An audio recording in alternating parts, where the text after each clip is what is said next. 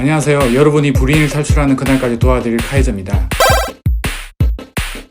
오늘의 5분 주제는 종부세 폭탄 도대체 누가 맞는 거냐에 대해서 말씀드리도록 하겠습니다.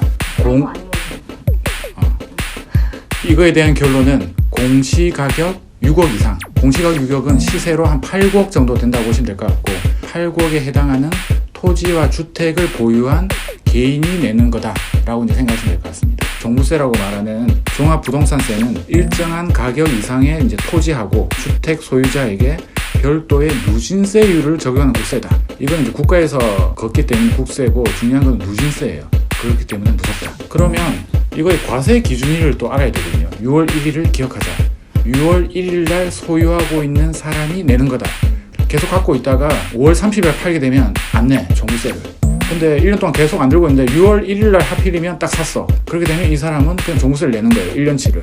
그렇기 때문에 이 시간에 대한 눈치 싸움이 상당하다. 과세 기준일은 6월 1일, 이걸 잘 기억하시고요. 언제부터 세금을 내느냐? 1세대 1주택은 공시가격이 9억을 넘을 때 이때부터 나와요. 그리고 만약에 2주택 이상이다. 그러면 이제 개인별로 들어가는데 개인당 6억을 넘어가게 되면 돈을 내기 시작해요. 그래서 한 세대 기준으로 예를 들어 부부가 있고 아들이 있고 이런데 거기에 집이 하나다. 그러면은 그 공시가격 9억까지는 돈을 안 내고, 그런데 2개 이상이면 개인당으로 내요, 종부세는. 만약에 내가 하나를 갖고 있고 근데 6억이야. 그럼 0원. 와이프도 만약에 갖고 있는데 6억이다. 그럼 각각 6억 그냥 0이 되는 거다. 그죠? 근데 만약 내가 2개를 갖고 있어. 그럼 12억이 되잖아요. 그럼 거기에다 6을 빼면 6이 남잖아요. 그죠? 여기서 과세가 돼요. 그래서 종합부동산세는 개인별로 내기 때문에 가능한 한 나누는 게 좋다. 그 납부 기간은 매년 12월 1일부터 15일 사이에 낸다. 근데 종부세가 만약 250이 넘어가면 분납도 가능하다 라고 생각하시면 될 것 같고, 그럼 실질적으로 들어가서 얼마 정도 들고 있으면 돈을 내는가, 이게 궁금하잖아요. 그죠? 1세대 1주택 같은 경우에서는 공시가격 9억이라고 했잖아요, 기준이. 그러려면 시세는 한 13억 정도까지는 거의 안 낸다 생각하시면 될 것 같아요. 보통 공시가격이 그 시세의 한 60에서 70%거든요. 그럼 개인은 아까 6억까지 돈 안 낸다고 했잖아요.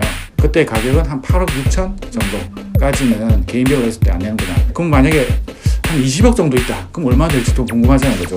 20억 정도 되면 올해 기준으로는 한 570만 원 정도 낸다. 근데 문제가 구하는 공식이 있는데 곱해지는 값들이 계속적으로 올라가요. 공시가도 올라가고 환산 비율 이런 것들이 있는데 그런 것들도 올라가서 올해 570만 원 내는데 내년 같은 경우는 1,500만이 된다. 그러면서 머리가 아파진다. 그죠? 그런 상황이 벌어지기 때문에 잘 확인을 하셔야 될 것 같다. 그러면 이제 전략은 개인당으로는 한 8억 6천까지는 안 내니까 9억 정도까지 그냥 산다고 생각하시면 될 것 같고, 그리고 이제 시간차 공격을 하는 거예요. 6월 2일 날 사서 5월 31일 날 팔자. 쉽지는 않지만은 선수는 가능하다. 아시겠죠? 지금까지 종부세 폭탄은 도대체 누가 맞는 거냐에 대해서 말씀드렸습니다. 감사합니다.